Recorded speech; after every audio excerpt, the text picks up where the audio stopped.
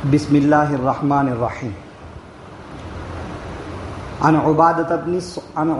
بن الصامت رضی اللہ عنہ قال، حضرت عبادہ بن صامت رضی اللہ تعالی عنہ سے روایت ہے، فرماتے ہیں قال رسول اللہ صلی اللہ علیہ وسلم، کہ رسول اللہ صلی اللہ علیہ وسلم نے ارشاد فرمایا، خمس صلوات افترضہن اللہ تعالی، 5 نمازیں اللہ تعالی نے فرض قرار دی ہیں،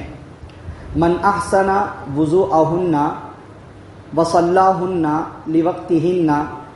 واتم رکوعہن وخشوعہن، کہ جو شخص ان 5 نمازوں کا وضو اچھی طریقے پر کرے اور ان نمازوں کو وقت میں ادا کرے اور نمازوں کا رکوع اچھی طرح کرے، مکمل کرے، اور خشوع و خضوع بھی مکمل برقرار رکھے، کان لہ علی اللہ عہد، تو ایسے شخص کے لیے اللہ نے اپنے ذمے کر رکھا ہے، ان یغفر لہ، کہ اللہ اس کو بخش دیں گے، ومن لم یفعل، اور جو ایسا نہیں کرے گا،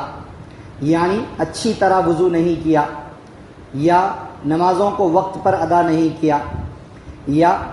نمازوں کو وقت میں ادا کیا لیکن رکوع خشوع خضوع باقی نہیں رکھا، تو ایسے شخص کے لیے اللہ پر کوئی ذمہ نہیں ہے، اللہ نے اپنے ذمے کوئی چیز لازم نہیں کی ہے، اگر ان شاء غفر لہ فلیس لہ علی اللہ عہد ان شاء غفر لہ و ان شاء عذبہ، کہ ایسے شخص کے لیے اللہ نے کوئی ذمہ نہیں رکھا ہے،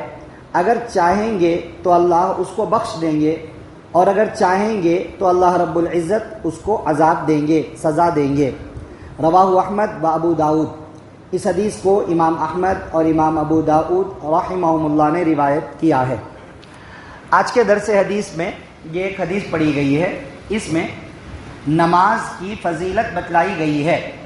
کہ نماز کا وضو اچھی طریقے پر کیا جائے، 5 نمازوں کو خشوع و خضوع کے ساتھ میں پڑھا جائے، تو اس کا فائدہ یہ ہے، فضیلت یہ ہے کہ اللہ نے اپنے اوپر لازم کر لیا ہے۔ اللہ پر کوئی بھی چیز لازم نہیں ہوتی ہے، واجب، ضروری، فرض سب مخلوقات کے لیے ہے، خالق کے لیے کچھ بھی نہیں ہے، مگر اللہ نے خود اپنے اوپر ضروری قرار دے لیا، وعدہ کیا ہے اللہ نے ایسے شخص کے لیے کہ اللہ اس کو ضرور بخش دیں گے جو ایسا نماز وغیرہ پڑھے گا، اور جو ایسا نہیں کرتا اللہ نے اپنے اوپر کوئی چیز لازم نہیں کر رکھی ہے، نماز چھوڑنے کی وجہ سے یا نماز کو جان بوجھ کر قضا کرنے کی وجہ سے اگر اللہ چاہیں گے تو اس کو عذاب بھی دیں گے، یا پھر اس کی اس غلطی کو اللہ نظر انداز کر دیں گے کوئی دوسری اچھی بات کی وجہ سے، اور اللہ اس کو بخش بھی دیں گے، مگر وہ اللہ کی مرضی ہے۔ باقی یہ ہے کہ عذاب تو ہو سکتا ہے، اللہ نے وعدہ نہیں کیا کہ اللہ اس کو بخشیں گے، ڈائریکٹ جنت میں ڈال دیں گے، کوئی وعدہ نہیں ہے، لیکن جو پہلے والا شخص ہے اس کے لیے اللہ کا وعدہ ہے کہ اللہ اس کو ضرور بخشیں گے، مانے ویسا شخص جنت میں یقیناً جائے گا۔ جنت میں تو ہر ایمان والا جاتا ہے، بات سمجھ میں آ رہی ہے؟ جنت میں جو بھی ایمان پہ مرے گا وہ جنت میں ضرور جائے گا، چاہے نماز پڑھتا تھا تب بھی، چاہے نماز نہیں پڑھتا تھا تب بھی، چاہے گناہ کرتا تھا تب بھی، چاہے گناہ نہیں کرتا تھا تب بھی، ایمان پہ مرا جنت میں تو ضرور جائے گا۔ مگر جنت میں جانے کے 2 طریقے ہیں، ایک ڈائریکٹلی جنت، مانے جہنم کی اس کو ہوا بھی نہیں لگے گی، میدان محشر میں کھڑا ہوا، آسان حساب کتاب ہو گیا، نمٹا دیے اس کا حساب کتاب، وہیں سے اس کو سیدھا جنت میں پہنچا دیے، ڈائریکٹ جنت۔ اور ایک شخص جو ایمان پہ تو مرا لیکن اتنے سارے گناہ اپنے سر پہ رکھ لیا، نمازوں کو قضا کرنے کا گناہ، زکوٰۃ ادا نہیں کرنے کا گناہ، لوگوں کو ستانے کا، گالی گلوچ کا، بد اخلاقی کا، بہت سارے اتنے سارے گناہ رکھ لیا، مگر مرا ایمان پہ تھا، کلمے پہ مرا تھا، جنت میں تو جائے گا مگر ویا جہنم، پہلے اس کو گناہوں کی سزا بھگتنے کے لیے جہنم میں جانا پڑے گا، جب پاک صاف ہوگا تو جنت کے اندر جائے گا۔ مگر اب اتنا عرصہ، جتنے عرصے میں جہنم میں جا کے پاک صاف ہو وہ کتنا بھاری ہوگا اندازہ نہیں کر سکتے ہیں، کیونکہ وہاں کا ایک دن دنیا کے 1000 سال یا 50,000 سال کے برابر ہوتا ہے۔ لوگوں کے گناہوں کے حساب سے. کسی کو 1000 سال کا لگے گا. مثال کے طور پہ کسی شخص پہ پریشانی آ گئی. دنیا میں کئی طرح کے لوگ رہ رہے ہیں, ہم ہی مان لو 8-10 لوگ ہم لوگ ہیں. ایک شخص کے ساتھ ہر ایک بات اچھی ہوتے جا رہی, پیسہ آتے جا رہا, خوش رہ رہا, بڑے مزے میں ہے دنیا کے اعتبار سے. اور ایک شخص پہ مصیبتوں پہ مصیبتاں, پریشانیوں پہ پریشانیاں آتے جا رہے. ٹائم دونوں کے لیے سیم ہے 24 گھنٹے کا, مگر جو مالدار ہے پیسوں میں کھیل رہا, اس کو ایسا لگتا جلدی جلدی ختم ہو جا رہا, ٹائم جلدی جلدی گزر جا رہا, اور ملنا تھا.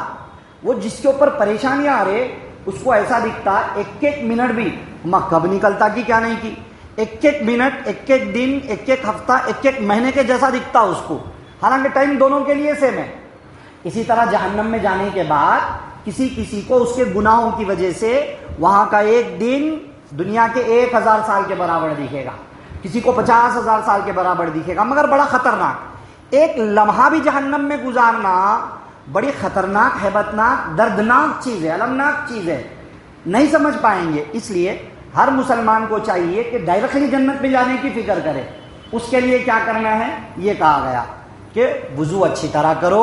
نمازوں کو وقت پر ادا کرو, خشوع خضوع کے ساتھ مکمل رکوع, مکمل سجدہ, بہترین نماز پڑھنے کی فکر کریں. تو انشاءاللہ اس عمل کی برکت سے باقی زندگی بھی بہتر ہوگی. جب ساری زندگی بہتر ہوگی, پھر ایمان پر بھی مرے گا, تو انشاءاللہ ڈائریکٹ جنت میں جائے گا, بیا جہنم اس کو جانا نہیں پڑے گا. ٹھیک ہے نا بھائی, یہ اہم بات آج کے درس حدیث میں بتلائی گئی ہے. اور ایک مسئلہ یہ بھی معلوم ہو گیا, افترضہن اللہ, اللہ نے فرض کیا, مانے دن بھر میں 5 نمازیں پڑھنا فرض ہے. ایک نماز وتر کی وہ واجب ہے. یہ 6 نمازیں ہر مسلمان کے لیے لازم, ضروری, واجب نہیں کرے گا تو گناہگار قرار دیا جائے گا. 5 فرض نمازوں کا انکار کرے گا تو کافر بھی ہو جائے گا, انکار کرے گا. واجب کا انکار کرے گا, کافر مشرک تو نہیں ہوگا, مگر کنارے پہ کھڑا ہوا ہے,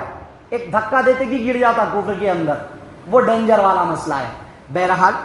سمجھیں مقصد کیا ہے بھائی آج کے درس حدیث کا, سننے سنانے کا مقصود کہ ہم سیکھیں, احادیث سے سبق لیں, نصیحت لیں, اور نمازوں کو وقت پر پڑھنے کی فکر کریں. ٹھیک ہے, دعا فرمائیے اللہ تعالیٰ مجھے, آپ کو, سب کو اچھی طرح وضو کر کے نمازوں کو وقت پر مکمل خشوع و خضوع کے ساتھ ادا کرنے کی توفیق نصیب فرمائے. ہم سب کو ایمان پر خاتمہ نصیب فرمائے, اور ہم میں سے ہر ایک کو ڈائریکٹلی دخول اولی جنت میں جانا نصیب فرمائے. آمین. سبحان اللہ و بحمدہ, سبحانک اللہم و بحمدک, ونشہد ان لا الہ الا انت, نستغفرک و نتوب الیک.